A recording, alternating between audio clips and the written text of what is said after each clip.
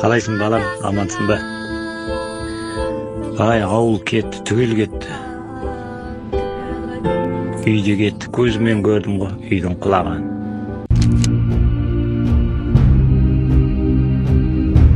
Батпакөл ауылдық округі бойынша өздеріңізге белгілі, көктемгі су тасқыны кезінде бізде жалпы көлемі 49 үй суға кетті. Соның 4-іне жөндеу жұмыстарына ақшалар жалпы түсірілді. Қалған 45 үй жарамсыз деп танылды.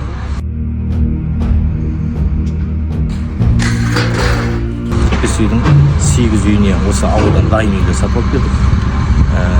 Фонд Өтемұратов атындағы аудан әкімінің қолдауымен. Одан кейін 9 үйге міне қазір өздеріңіз көріп отқандай құрылыс жұмыстары қарқынды жүріп жатыр. Қазір барлық ішкі жұмыстар аяқталып жатыр.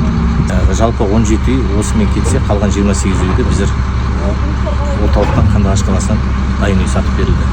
Сонымен қатар мына Жағабұлақ ауылында айта кететін балабақша 100 орын түскелі отыр.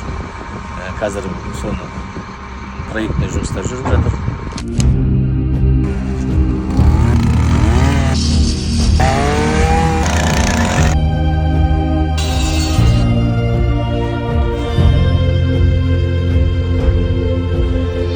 Суын, газын, светін өткізіп беріп жатырмыз толықтай.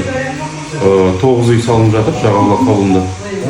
Үйдің сапасын өздеріңіз көріп тұрсыздар. Бұл жерде бетонмен салынып, сыртында, ортасында кірпішпенен, екі ортада тағы винклита бар, қапталған жылулықты сақтап тұратын. 70 адамдай техника бар. Техника бар,